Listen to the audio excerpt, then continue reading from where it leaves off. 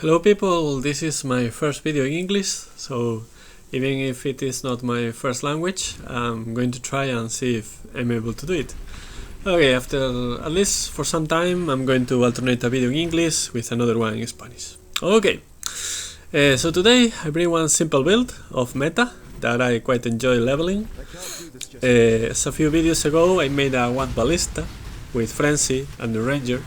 This time I made a 1 ballista again, but with a different take, as you can see in the video. This time is with Kinetic Bolt.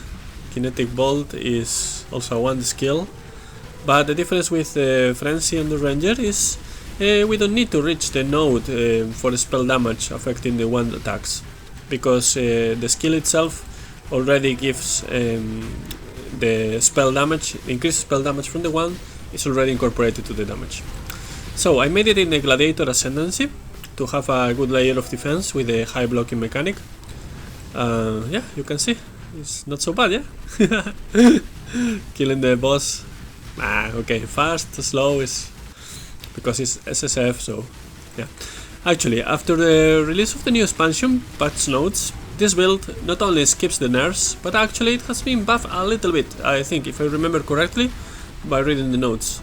So the concept is quite simple. The main ability is Kinetic Bolt, is connected to Ballista Totem support and using dual wield ones to squeeze the most out of it. So you can see, dual wielding, pa pa pa pa pa. Yeah. These ballistas will create a deadly field of destruction in our screens, especially, yeah. I think it's actually better with the bosses than for cleaning, because it's not area effect. So finally it's a projectile, it needs to hit, and just every ballista is one projectile which will split in more, so it's quite a lot of projectiles, but it's not exactly like a area of effect skill, yes, which is a little, I think is faster for mapping, but for bosses this has to be better with better equipment. Okay, these ballistas, yeah, secondary skill. Secondary skill, we will use barrage, helping us trigger utility effects. For example, in this case, I do Herald of Purity, I do Onslaught, I think, I do Maim, yes. Cool, I don't do it in this one, but should incorporate it in the if we keep leveling this one. So Herald of Purity, Onslaught, Maim, Cool, all of this is triggered by the secondary skill, which in this case is Barrage. Maybe other, oh, a very good thing, as you can see in the movie, in the video. The very bonus points for the aesthetics of the skills, because both the Kinetic Bolt and the Barrage share similar effects, and it is very nice to look at. It's like the blue, it's a kind of erratic path of the projectile.